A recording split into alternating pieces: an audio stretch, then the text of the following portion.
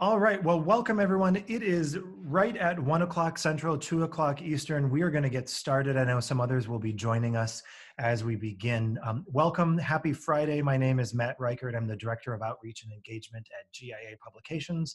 Awfully glad to have you with us for this conversation in our Homecoming Sunday series. I'm going to let John introduce himself here in just a minute. Just a couple of quick things. Our goal today is to cover as much ground as possible on a very big and complicated topic, talking about fundraising and development, especially right now in this time of pandemic. So we're going to get into things as quickly as possible.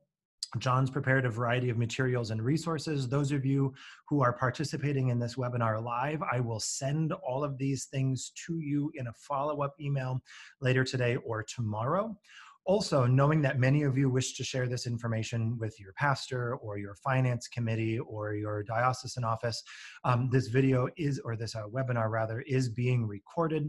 It'll be broadcast again tomorrow morning, Saturday at 10 Central on our Facebook page, and it'll also be available on GIA Publications' YouTube channel, so you can share that link out with them as well. So all that being said, we're going to get started. John, if you wouldn't mind introducing yourself for everyone here who's joined us. Sure. Well, hi, everybody. Thank you for coming along with us on this ride on this Friday afternoon. So again, as Matt said, my name is John Rogers. I am the Vice President for Parish Strategy at Prenger Solutions Group. So PSG, as we refer to it fondly, is an organization that's basically solely dedicated to serving the Catholic Church in North America when it comes to questions of fundraising. Specifically, we work primarily on the question of the shift that's been going on in the last number of years in the church and broadly in culture that we call the Great Digital Transformation, where very quickly Generation X is going to become the most generous generation in American history by number of dollars. And we're trying to help the Catholic Church in North America get ready for that shift, to communicate with younger parishioners and donors in the way that they prefer to be communicated with, smooth out some of the bumps in the road. So we work with schools, we work with parishes, and we work with dioceses all the way sort of coast to coast at this point. And then most of my day-to-day duties actually involve me overseeing a project of ours called Catholic Social Media, which we might get into, which is basically a weekly subscription service to get unbranded content to parishes and train them in sort of being the best they possibly can be on social media and have just a really top-notch digital presence. As you might imagine, that has become a hot topic in the last couple of months. So we've all been working a lot of overtime, which has been great, talking with churches around the country the past 2.5 months or so as the coronavirus epidemic has made itself known. So.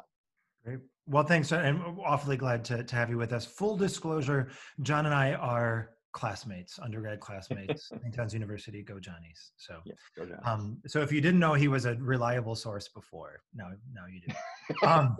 As we're about to begin, knowing that there are all kinds of questions out there, again, as a reminder, for those of you who have joined us before, at the bottom of your screen, you'll see the Q&A feature. If you have a question as we're working our way through the conversation today, please feel free to drop it right there. I'll be monitoring that and can help feed questions to John. In the chat feature, if you have ideas, things that your parish is doing, ideas you want to be able to share with the rest of the participants, you can go ahead and put that in the chat feature. I won't be monitoring that, but that's a great way for you to be able to dialogue with the other participants and share some other practical ideas that your parish or your community is considering.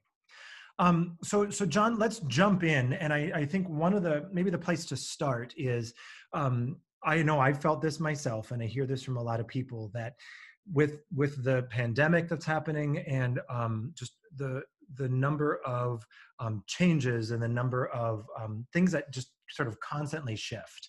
Right. It's hard to get our arms wrapped around this thing or our feet planted on solid ground, whichever metaphor makes the most sense. And so some of this is just a matter of how do you think about like time and timeline and road ahead, because obviously questions of fundraising and development are strategic Right. processes Yes. that require thinking in terms of timeline and next steps and strategy. Right. So maybe if we could start with that, like how do we even just start to frame are thinking here at the beginning that might give us a good structure for the rest of the conversation? Sure. Um, well, as you know, Matt, I think what's been confusing about this to a lot of people has been the fact that there isn't really a model for what this looks like. You know, there's not a model for business or the stock market or anything else, and nonprofit development and fundraising and offertory is sort of a similar situation. We don't really know what the other end of this tunnel looks like in a lot of ways.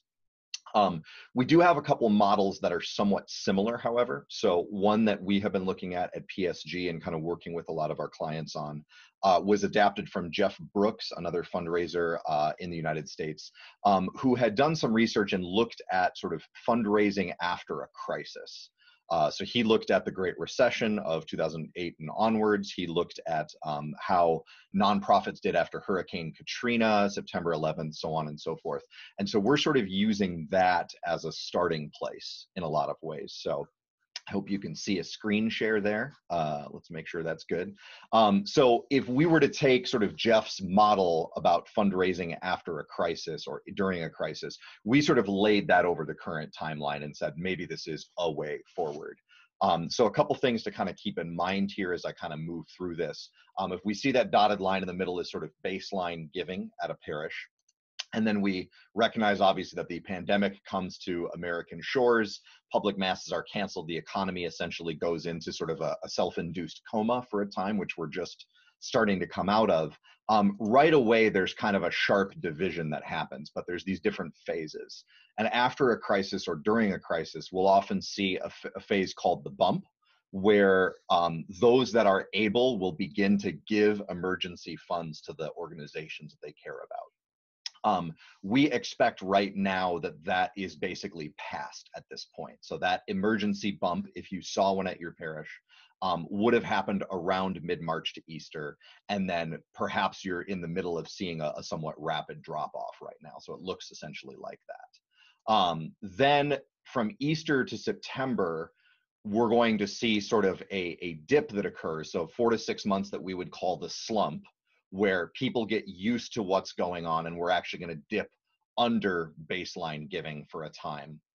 And then if this model holds out, what we might see between September and December of this year would basically become a surge of support as we get to the end of the calendar year. So what's kind of interesting about this is this phase is going to be occurring for us at the end of the calendar year, which is a good news for anybody because a lot of parishes see substantial bumps in the last week or two of the year.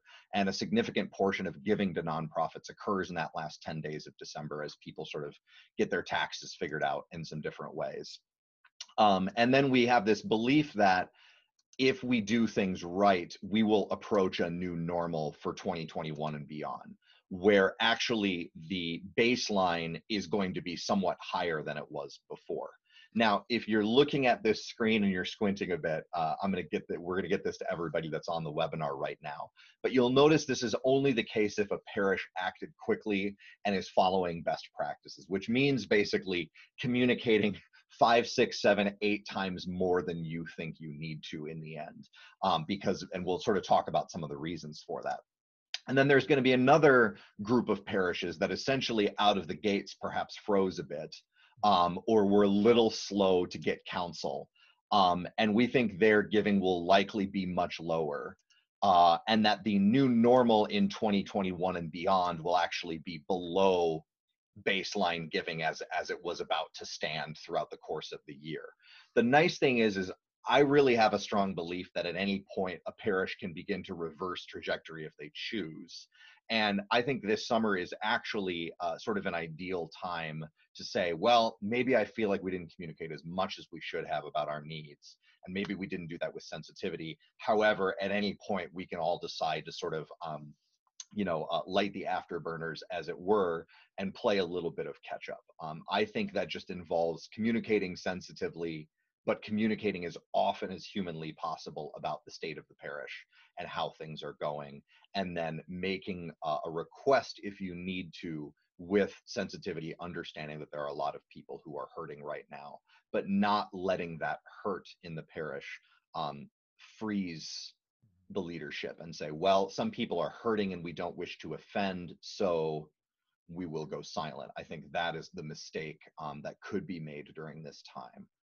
Whereas the parishes that are communicating a lot, I think, are going to see long-term significant benefits out of this, financial and obviously otherwise, when it comes to community engagement in the sense of sort of parish family in a lot of ways. So no, this is a great place to begin, and I think what's helpful about this, and those of you who are joining us as participants, or if you're watching this recording later, I think what's great about this model, just to again provide a structure, a framework for our thinking, is that hopefully all of us are going through the process now of identifying where we might be on this timeline or these phases. Because another thing that's been frustrating, I think, or a challenge about this the coronavirus, is that it's affecting all of our communities in different ways at different times, and state responses and diocesan responses and parish responses, that we're all at different points on the line, right? So this at least hopefully meets us where we are. Just a couple of real quick questions that help frame or clarify some things. As you're looking at this, and I know this is drawn from the work of Jeff Brooks and some of the other things that Prenger is doing in particular, are you seeing these types of trends applied universally, regardless of the any of the specifics of the parish? In other words, is this rural, urban, large, small, doesn't really matter? Everybody's kind of affected the same? Yes, there is a way in which there's not a lot that really matters here based on geography necessarily. It tends to be highly based on, you know, how are employers in the area doing in a lot of ways. Well, the other thing we have to keep in mind as well, with everybody or a lot of Americans rather getting some, you know, stimulus assistance from the federal government in these last several weeks, you know, there are people who've looked at the check they've gotten essentially and said, you know, I don't need this and I want to turn it around and put it to use. So I think that there are a lot of parishioners too who one might think they would be adversely affected by this, but actually they're doing okay. Or since they're belt tightening anyway, you know, they realize they actually have a little bit more room to be generous to their parish in a way that maybe they didn't before. So we are, yes, I mean, I have spoken with some far-flung rural parish clusters in Iowa that are doing just fine, that have seen maybe a, you know, 5 to 10 point drop in their offertory, but are weathering the storm. And I have seen large, somewhat wealthy urban parishes drop completely off the radar in the first couple of weeks, and now are sort of working their way back. Yeah. I think one of the biggest indicators or factors in this has just been how easy was it to make a gift to the parish before the pandemic, and then once the pandemic hit, if it wasn't easy to make a gift, say online, did the parish move quickly, or can the parish move quickly even still to let people know about, you know, electronic transfer, about setting up sustainable online giving, these sort of set it and forget it type things, to make sure that the parish can plan for what cash flow is going to look like this summer and on into the future. And it's also become, I think, for a lot of people, sort of a safety issue of, while they would, if someone's going to send a check in, that's great, and we should, you know, give glory to God for that generosity. But there's even this question of, you know, handling mail and money counters and all these sorts of things that also come up, where even if in your area, you know, masses are opening, there's still not probably a plate being passed in the old usual way. And so we're recognizing that some of these efficiencies that we were seeing earlier with things like online giving have become more important than ever before. And it's been, I think, our real strong understanding at Prenger that while a parish may take a 2 to 3%, say, processing fee, or their payment provider may take a processing fee out of an online gift like that, you are broadening the playing field so much in terms of people that could give, that you're very quickly even making up the sort of 2 to 3% haircut, so to speak, that you're taking on the front end. So a lot of it has to do with process, and how easy is it to give, because people frankly are not going to do a lot these days that are not that's not easy and quick, and we need to sort of meet them in that fashion. Sure. So I mean, next thing that I'm struck by this chart is that, of course, the two trend lines that you have, it seems like the difference between one and the other comes down to essentially communication, right? Yes. As opposed to other factors, which, maybe, we might think are bigger considerations. I mean, this is really looking at communication. So I have a follow-up question to this that I really want to get you, but to begin with, could you say a little bit more about what that communication looks like, what it sounded like, the dark blue line as opposed to the dotted line? Was it really Sure. just Right. volume of communication, or was it a certain type of messaging? I would say it was both, but in part it was volume. So I'm gonna sort of jump ahead to a couple things quickly. I think one of the things that we need to really keep in mind during all of this is that we are in this situation whereby everybody had their moment where they sort of stepped away and unplugged a bit at a slightly different time. So I'm going to skip past a couple things. We can go back to this later. So I tend to think of this in terms of a couple of golden rules. So I tend to think that, again, the parishes that believe they're communicating enough are likely under communicating. That's something to keep in mind. I think the other thing is, as I mentioned, sort of this boldness factor that we need to let our needs be known as a community.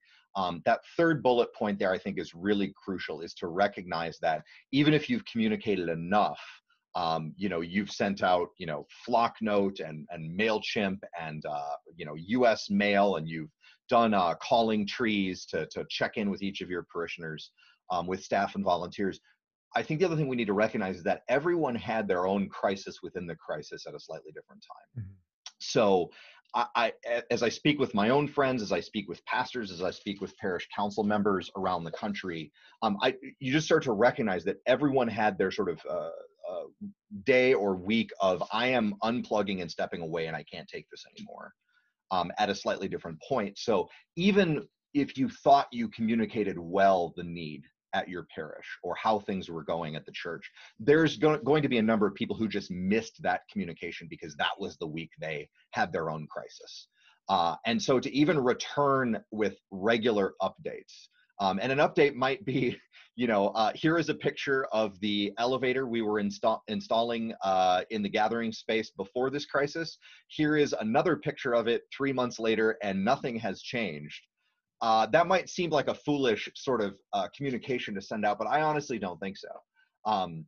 Just as we might ask, a family member, a trusted friend, hey, how's that project you're working on a couple of months later? People want to know this about their church community and their parish family. And so I think to return to things, even giving slight incremental updates, lets people know that you are thinking of them and you're thinking about this strategically and you're trying to weather the storm and figure out what the path ahead is. But then I think the other portion of it has also become that,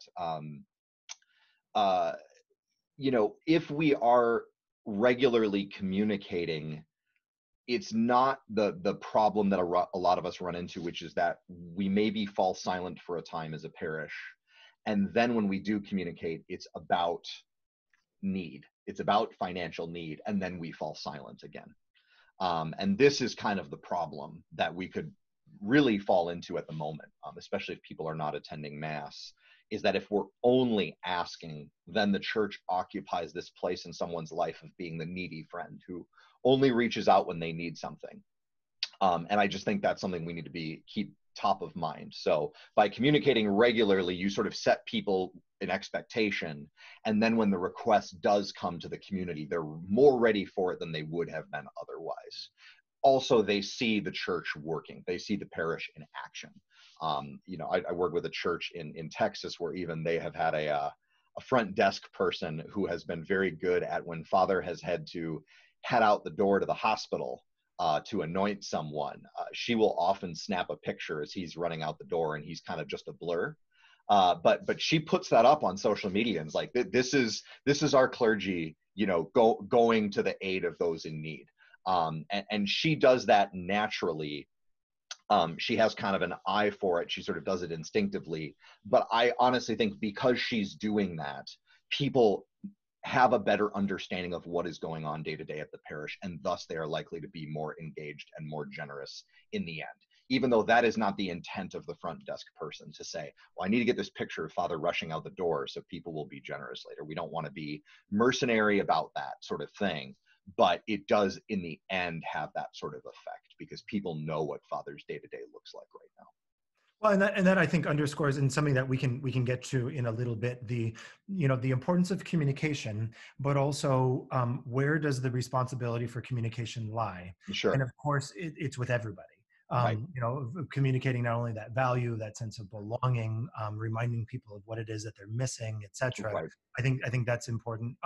One just from the questions, and again, those of you who are watching live, if you have a specific question, if you put it in the Q&A feature, I'll try and keep an eye and do my best to make sure we get to all of them. Mike points out that there's 38 million people in the United States today who have filed for unemployment, right? And of Sure. course, we can get into the definitions of what unemployment is and how many more millions are coming in every week. So in that second bullet point you had, and you don't need to put it back up, the don't be afraid to ask or express need. I think sometimes where some communities can get stymied, even not in the coronavirus, but in the best of circumstances, is how do we talk about our need when we know there are people out there who have lost jobs or who are sick, or Right. have relatives who are sick or have passed, etc. Right. So what do you recommend we think about in terms of that situation where we might not want to communicate and say, hey, please continue to give, because we don't want it to sound insensitive? Right. Right. There's a couple things that come to mind here. I think first of all that the table needs to be set for the request with sort of a pastor communication that sort of lets people know where the new normal is right now. So we've been working with a number of our clients around the country on just getting out a solid communication, an email, usually that has a video component attached to it that's going out by US mail to people for whom you don't have email addresses, et cetera, saying this is where things stand and here's where we are as a community. And to let that rest for a time and sort of sink in if need be before moving to the appeal portion. And then when it comes to the appeal, I think this is where it is not one communication. It is a strategy, it is a plan where each segment of the parish is communicated with in a way that feels like that their pastor understands where they are at. So this involves, I think, first of all, really gathering the staff and the volunteers in different ways and saying, who is really hurting that we know about. So let's make sure we sort of have a category here and we know who these people are.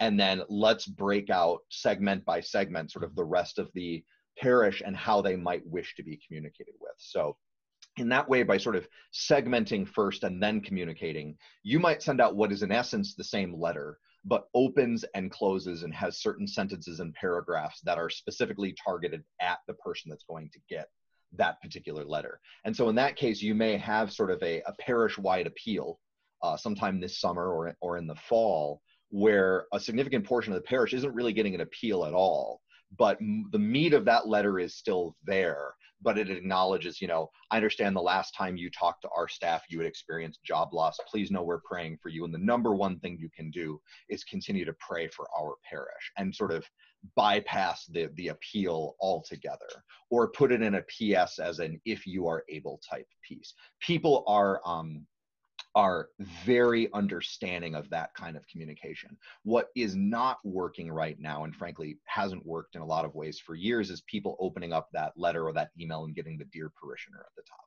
where it's clear these people don't know who I am, they don't know my name, they don't know my situation. So we've been working with clients to segment out by things like job loss, illness, do you have children in the local Catholic school or in religious education?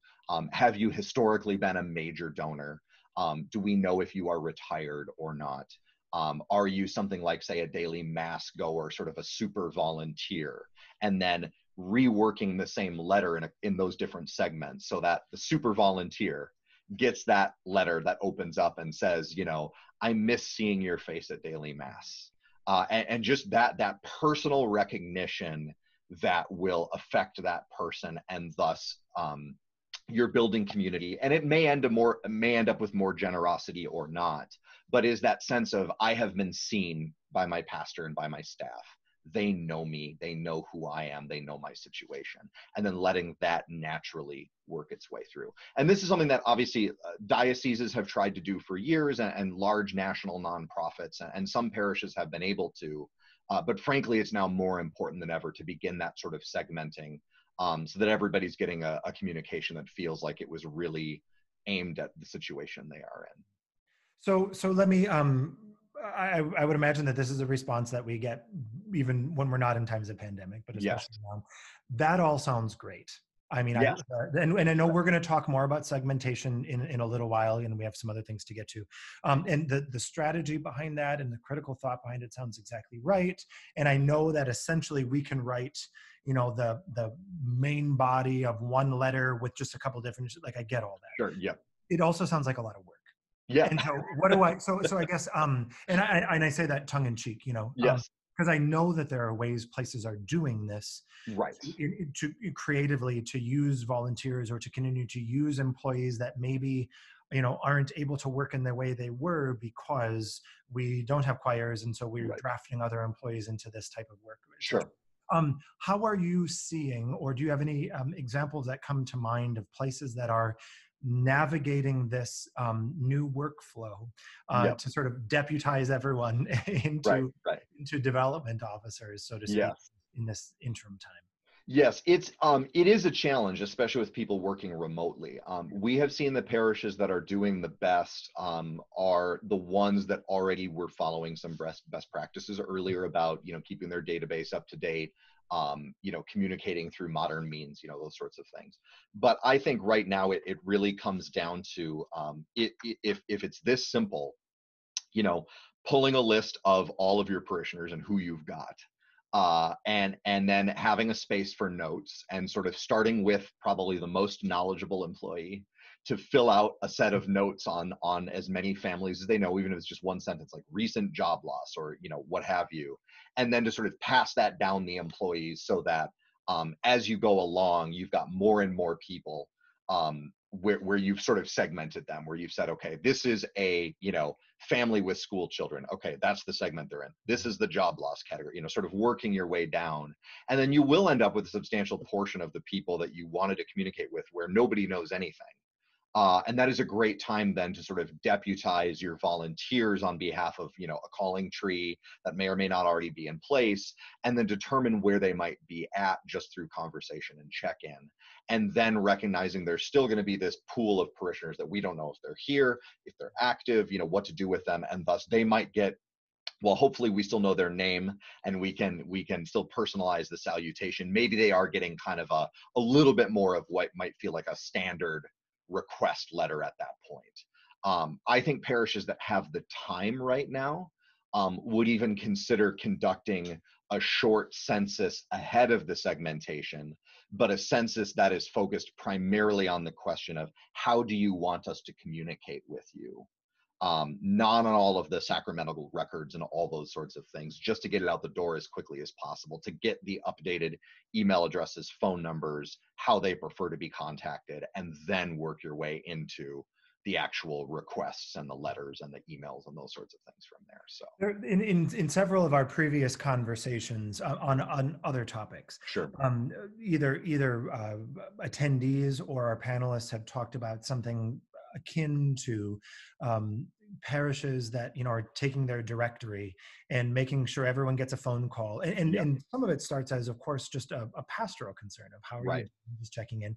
And I think if we're connecting dots on the page here, right? I mean, when I think about my parish community and what it means to me and my value in being a member there, certainly, of course, it's sacraments and it's the spiritual care that's provided and all of that. But also, my parish means more to me than just my relationship with the people who work for my parish. Like, Right. it's that community.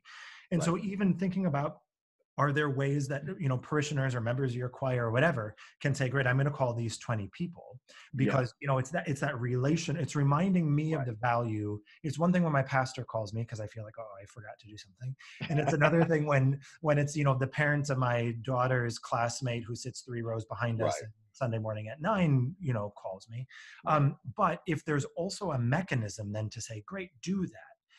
But if you find out boy, I called Matt and, someone lost their job or someone's sick or whatever, like let us know so we can notate that to follow Right. up in a way that's pastorally sensitive. I think that's also a helpful practice as Yeah. well as a pastoral Right. practice. Right. And I think the other thing too is, I think the thing that we run into with this is right. It can feel little sort of big brothery in some ways, right? Because it's like, okay, well, we need to collect more data and all the rest. But the truth is, it's like every other organization in the world has been doing this for forever, right? And leveraging that usually to sell something. So there is a way in which, yes, I mean, now more than ever, it's like we recognize in a lot of cases it's coming to pass that we are finding out, how much did we know about our people to begin with? And in some cases, the answer is a lot. And in some cases, the answer is it's all locked in, father and deacon's heads. And in some cases, it's all over the map, really. But so I feel like now is the time to do this because we recognize that touch point, right? The coffee and donuts after mass, the conversations that happen at the front desk in the parish office, since in a lot of cases, those are not happening anymore. We need to get this all out on the table in a transparent fashion so that we can act with sensitivity. Yeah. And the truth is, a lot of this is just gathering the data and the anecdotes and kind of getting them in one spot and committing ourselves to that is as grindingly difficult as it is in the beginning. As you say, clean up a database and clean up an Excel spreadsheet, whatever the case might be. But then just saying, look, I mean, the parishioner's never going to know directly, right, that he or she is, these notes are sitting, in a secure database somewhere, and we wouldn't, call up and say, I see you are, right? We wouldn't do this in some sort of wooden artificial way, but it can arm a pastor, it can arm volunteers, it can arm staff in a way that they maybe were not armed before, to just, when that phone call occurs, when that letter comes, whatever the case might be, again, is the sense of I am known, and I am seen, and they understand me for a person. And then that is where the gratitude and the self gift comes in, because it is mutual. It's like, these people have taken the time to understand me. I want to take the time to also understand them in the situation that my parish community is in. And if I can help, I will help. Yeah. And the truth is, everyone has a way to help. If it's spiritual bouquet or a holy hour at home on behalf of people suffering illness or job loss in the parish, I mean, everybody can help. And there's a lot of people who frankly have got some time on their hands or feel this sort of itch, this desire to help. They just need to be led, but they need to be led by someone who knows them. And that's Right. where a lot of this information gathering can help. Yeah. Just a couple of quick comments and things that have come in. So Sure. Christian, hi Christian, writes that in his parish, the pastor is calling 10 parishioners a day, which is great, but also has the observation that working for the church during COVID is more challenging because it is more work. I mean, and of course we need to do one of these conversations in our series just about finding balance, because ministry is already difficult to maintain a healthy work-life balance. And now we take on more because we feel the need to. Mary then follows that up saying that their community has asked parishioners to call parishioners, as opposed to putting it all in the pastor or the staff, which I think is great. And that also, occurs to me that in my neck of the woods, where every parish is now part of an area Catholic community, like many places in the Midwest or the Northeast, increasingly, you mentioned before all this information about individuals that might be in the pastor or the deacon's head or a pastoral associate. That could be true. We also have in our area wonderful parish staff who are leading multiple communities, but that staff member that might know the most about the people who are there or not there might be the music director, or might be that usher who's there all the time, etc. So using the hive mind that way. And again, I know that, just to be frank, it's difficult, especially looking at the number of music ministers who are being furloughed or are being laid off, which is a whole nother conversation. But there is a institutional memory and a knowledge of community and a different way to utilize those relationships, which we know are fundamental to development. So again, thinking outside the box, everyone being responsible for communication is an important concept. Yes, and also to recognize that this will bear fruit down the road after restrictions lift as well. To recognize even that doing some of this work now, will bear fruit in the sense of if you've got a pastor change coming up in 2 years and there's a good solid database and set of notes that's up, those sorts of just basic, sort of blocking and tackling type things. I think sometimes we underestimate how valuable those are with staffing changes, volunteer changes, clergy changes, where somebody can walk in and say, okay, I'm able to, pull up the Johnsons and actually have got some good, solid, up-to-date information here, so that can help me, communicate with them and decision-making items like that. Speaking of communication, so a couple of things that that people have asked, and really a lot of it comes down to, so let's say I have my communication strategy, and we know what we're going to do. The problem, of course, is that not all communication methods are the same, and nor is everyone reachable. And I know that Prenger has done a lot, and I for everyone who's watching live, I did put into the chat a link to the Prenger Solutions Group website, because I know you have a lot of studies and white papers and things that are there. And the importance of email, et cetera. We've had a couple of comments saying, what do we do if we have mostly an older congregation who may not be familiar or comfortable with online giving? Or what do we do if we're someplace where we do see seasonal change in terms of people who would come to give but aren't necessarily registered parishioners who do faithfully attend? So maybe could you speak a little bit, John, just about just communication methods? And I'm guessing your answer is going to be reach for as many methods as possible, but just how should we start to think about that? Yes, it is to an extent. I would say here that this is where I think really the idea of the census kind of comes in, is you first need to genuinely ask up front, how do you wish to be communicated with? So I'll share my screen here again real briefly and just walk through a couple of things about how we might do this, and then that will sort of, I think, back end us into that question of what communications tools and methods might be more effective than others. So as I pull up here, a couple things to keep in mind. I tend to think a census in this day and age needs to recognize the fact that even among our older parishioners, many of them are online.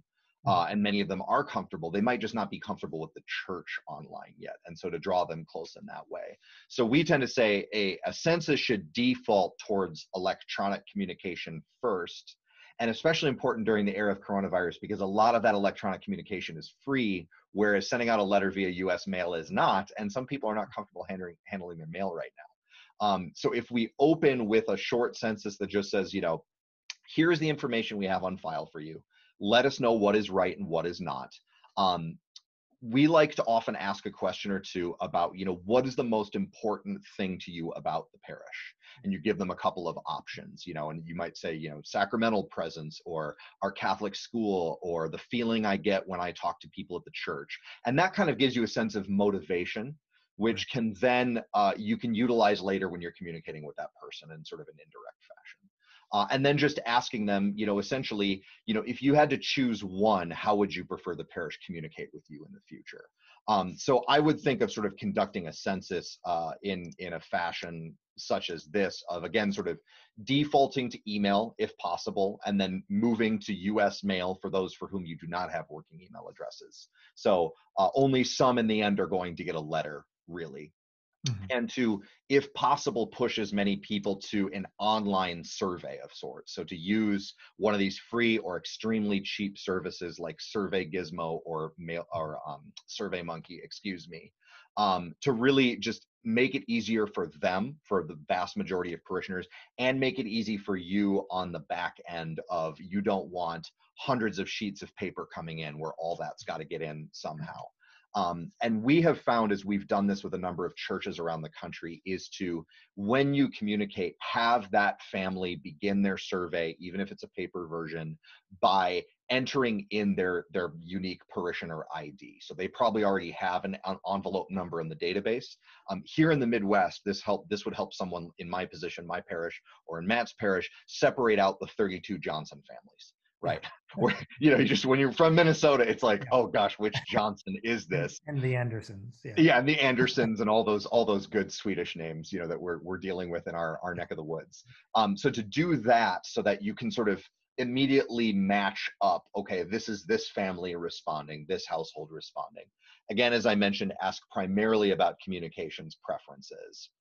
And then once you've let this run for a period of time, to do a second and third wave that is only being sent out to those people that did not respond. So you're sort of narrowing the universe of who you're working with sort of week by week or every 10 days, whatever the case might be. And then at some point you will end up with probably a large number of non-respondents who you might feel comfortable, honestly, after phone calls and all those sorts of ways of reaching out, to just archive them essentially in the database and say, we don't know if they're here or not. We tried these 3 ways to reach out to them. They never got back to us. And we think it's time not to close the door on them, but to say, for our own sake of efficiency and for the sake of keeping costs down when we do mailings, and for the sake of the people that are here, we need to archive them in some way so that we're not just spending the time when we maybe shouldn't be. And all this kind of gets to, if we have more effort now, the communications will get step by step more effective. So if you're keeping track of like email open rates, those will get better. You will get the phone numbers you didn't have before, and people will actually start picking up or getting back to you. And so while it seems like a lot of work up front, in the end, if you imagine all of the little 5-10 minute increments being shaved off in the fall and in the winter, when we're really going to start talking about Advent and Christmas and year-end giving, putting in the work now this summer even is going to mean all of those communications become far more effective. And then recognizing our staff and our volunteers, who is skilled at what, who is skilled at emailing, and can do 95% of the work before the pastor says, that email or that e-newsletter looks amazing, put my name on it and send it. And who is skilled at live streaming a short digital coffee and donuts with Father, and who is skilled at being on the phones, and really just pulling those people together. And God willing, those people have made themselves known to your parish staff already, because people have come out of the woodwork and said, I have camera equipment, or I know a lot about digital communications or whatever. So to do that, and then to recognize that from there, yes, you're going to be communicating the same message out through multiple different channels based on those preferences that people got back to you. I like short videos. I hate short videos. I like getting a letter in the mail from Father. I hate it, and I think it's a waste of time, and I don't like doing the recycling work, whatever the case might be. Yeah, no, I think that's wonderful. And one of the things that I appreciate about that approach to a census, and just the encouragement to do a census in the first place, is that oftentimes we are very good as an institution, all institutions, all people. Right. I'm not faulting us for this per se. We're very good at answering questions on people's behalf, or pigeonholing. I think just in people I know, I have a cousin who's younger than I am, who's a Luddite, who prefers to not use technology for things. Right. And my grandfather, who's 92, would prefer to get an email. Now, in my parish, if we were just sitting around the table in our conference room, we would say, well, the older parishioners aren't going to do email, but we need to have social media for the younger people. Well, sure, you need email and you need social media, but let's be careful how we're assigning things, because until we ask, we don't know. Right. And once we ask, then we do know. And I even think about that archived portion of a database and what exciting things that could mean for a parish's outreach ministry to those who have disengaged. I mean, my research and a lot of my other ministerial work is in those who have become disaffiliated. Right. And part of the work of reaching those who are disaffiliated is finding out who they are. Yes. And hearing their stories. And this allows you to do that, because now I know who they are. Yeah. I think too, you'll often find, I'm wondering if some people might mention this in the chat, if they found this to be the case as well, that even among the older parishioners, the people who are there seasonally, as you mentioned, it is parishioners who are moving around the country to a second home, or going on long road trips in the summer, might be retired, who are often the most tech savvy.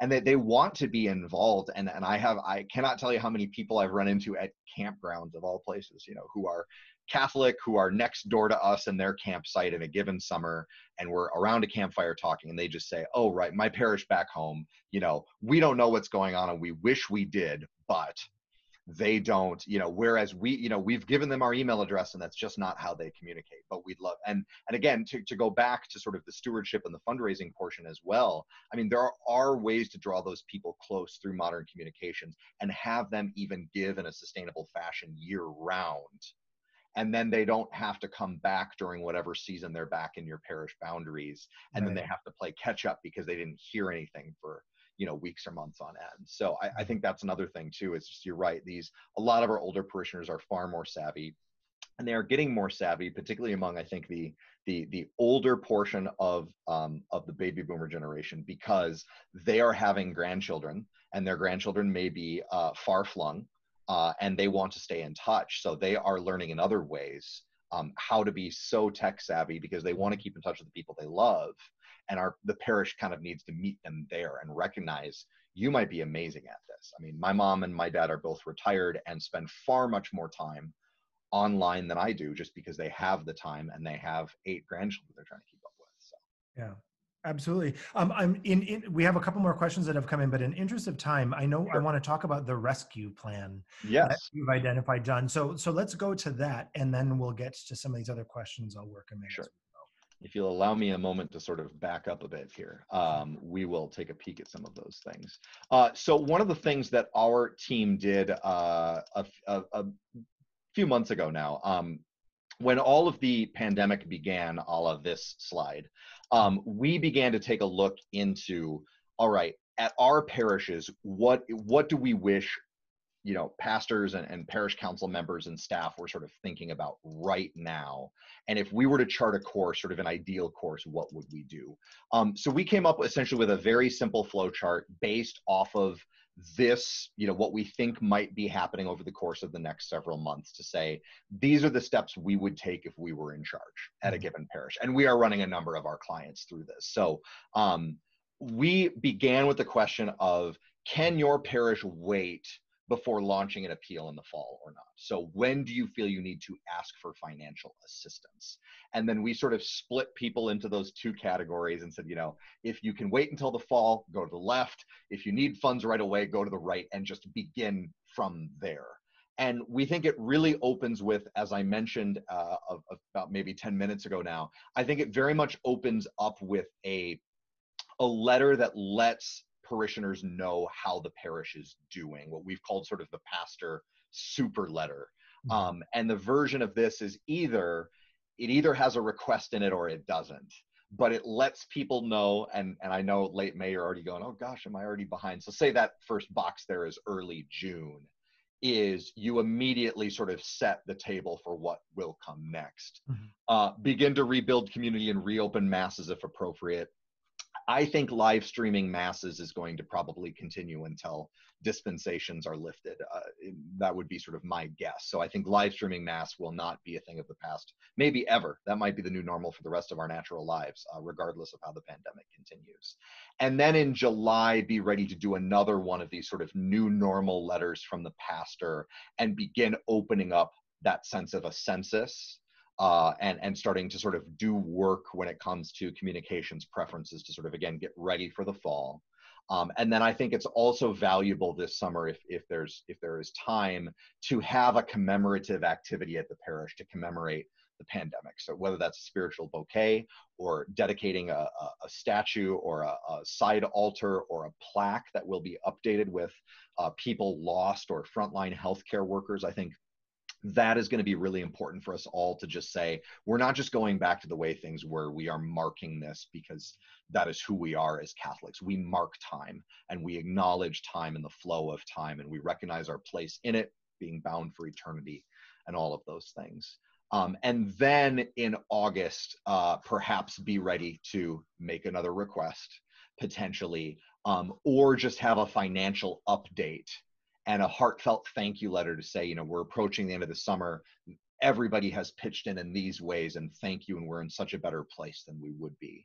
And then taking August to September for the pastor in particular to start doing handwritten notes and phone calls to those most generous donors, just to thank them, ask how they're doing, so on and so forth. And then be ready in October to continue giving more financial statements. And, this is where the parish is at, some lay testimonials, and then really work to have an extremely solid, up-to-date sort of end-of-year request that says, we're through a portion of this pandemic. these are the ways in which our parish community grew, these are the ways in which we are harmed, we are trying to right the ship, and if you have the capacity, could you please be generous in this time of Advent and Christmas, and to move on from there. So again, this flow chart, we're going to get this PDF out to everyone. We've built out a number of these different materials for folks. We've actually had an offertory recovery plan that we've had some parishes say, can we just, sort of purchase a bundle of templates and letters, and we have those sorts of things. But I think even in a lot of parishes, just the flow chart is going to say, okay, I can adapt this to my circumstances and kind of know when might I be doing what within the boundaries of what's going on in my diocese, and number of staff and volunteer hours available and items like that.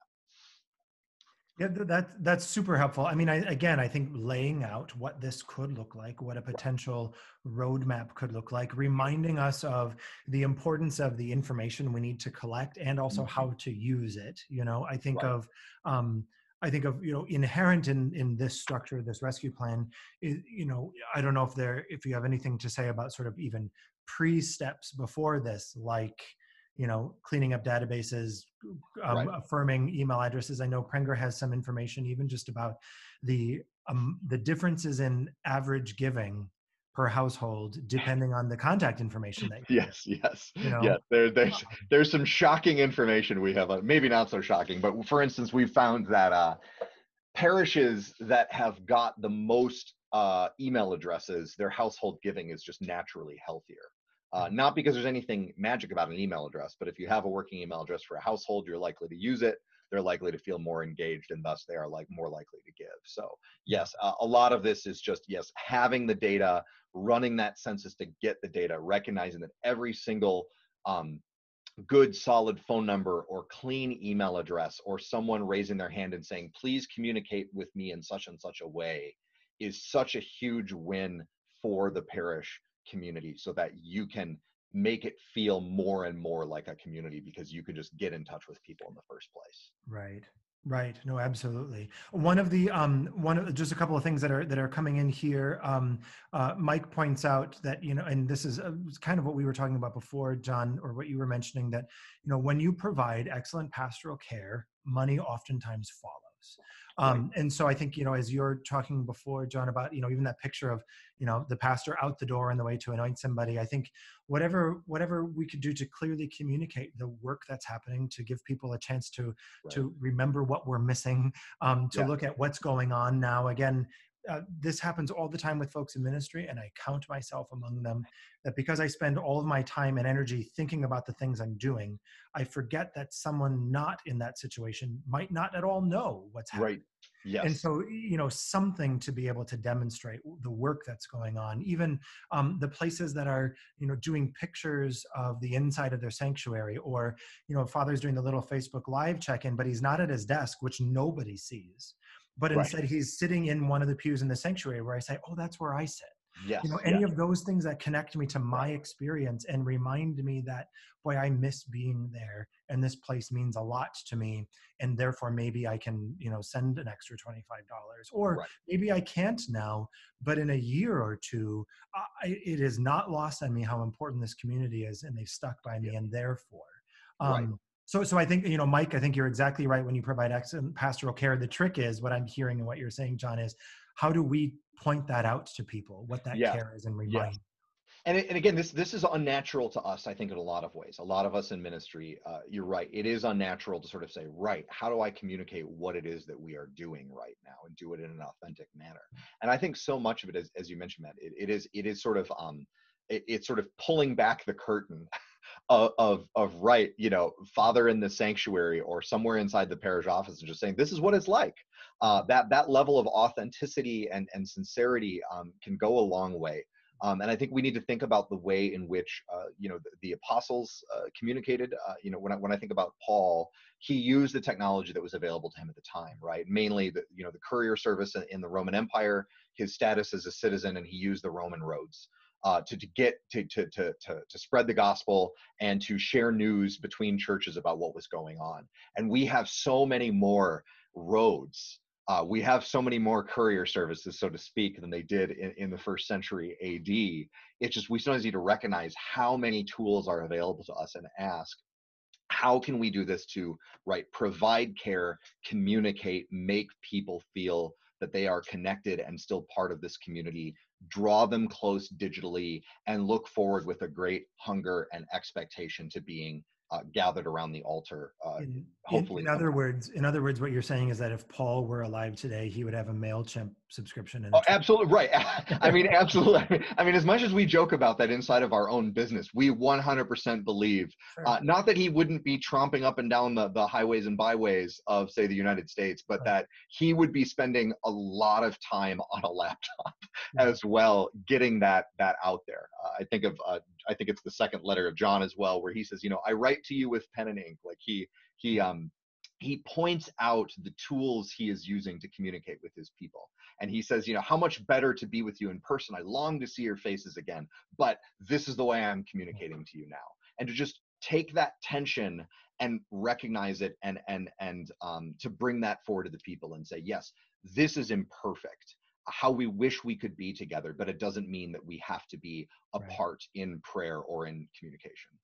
And so going back to what you were mentioning before about that authenticity and essentially we're talking about transparency and being transparent about what activities we're doing, but also what we're facing. So maybe just with a couple minutes we have left, Christian Lianos writes, their problem right now, of course, is that they're not receiving enough money in terms of collections to meet expenses. Right. And I think both the timeline that you present, the concept of segmentation, some of these strategies, the rescue plan, all of these things are great. I think they are helping us develop that critical strategic thought framework.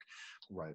How transparent and hit people over the head should we be with, listen, we're coming to you because we can't pay this bill now. We can't make payroll. We can't. How does that messaging look? What are your recommendations there? Yes, I mean, I think we have to be careful in the sense of we need to be clear about the challenge, and then we need to be clear about how parishioners can help us meet that challenge and overcome it. What I think is not effective is to rely on the sense of sort of cultural Catholicism that people have a duty to give. Any of those sorts of things, I think those messages are not particularly effective. Nor is it effective to say, we have 800 registered households. If every household gave just $10, we would be able to overcome this particular challenge we're experiencing right now. Because the 80-20 rule will still apply, the Pareto principle, I believe, right? That there's still those sort of top donors that are going to sort of come in and help out. But I think what is most valuable is to lay out the need in such a way where parishioners understand that they are the protagonist in this particular story or in this chapter of the church's life, that they are needed and that they are the hero here. So to lay out the details of the financial difficulty, but also to say primarily to focus, I miss your face at church. This has done, not seeing you, not being with you, not praying with you in this way has done, harm in these ways. We miss you. Obviously the pandemic has had an effect on the parish in these ways, and we need your help to come back from this stronger than ever. So to focus in on the issue, but to not let it override the rest of the communication, and to help those parishioners feel like they can be the hero in this story if they step up in a particular way. Yeah, it's like Bob McCarty, who does a lot of work with disaffiliation of young Catholics, talks about the definition of community as the place where they know your name and they miss you when you're gone. Yes. Right? I think this is when the church operates at its best, that's what we've got in spades, and it's time to be able to lean on that. I also think about effective practices. We often talk about time, talent, and treasure, right. And I think the more we can be honest and say this is what we need right now, and this is what you can do, but not in addition to just simply making a financial contribution, to providing some outlet or opportunity for everyone to be able to contribute. Maybe I can't give more money now, or maybe I can't even give what I had pledged to give in before, but you're still providing a way for me to contribute what I can in a meaningful way, and tell me what that is, and by God, I'll do it. But But I think you're right. Providing this is what our need. Here's what you can do to help us meet that need is so critical. Right. So critical. Yeah. Well, we unfortunately are out of time. As always, these hours go so fast. Thank you, John, so much for being with us and sharing this information. Thank you for having me. For those of you who are still on with us, again, you'll receive all of these materials as well as some additional offers and things from John and Prenger Group, other solutions that you might be able to incorporate. I mean, I know one of the things that I've been taken with both John and Prenger Group is that yes, they're a company, but there really is ministry here, and just the things that you're doing, John, and your company to accompany people right now is to be commended. So thank you for providing those resources to us. You'll receive an email. Those of you who are with us, please direct people to this video once it's posted. Have a wonderful holiday weekend, and again, thank you for all you're doing on behalf of your parish communities. Have a great weekend. God bless. Thanks.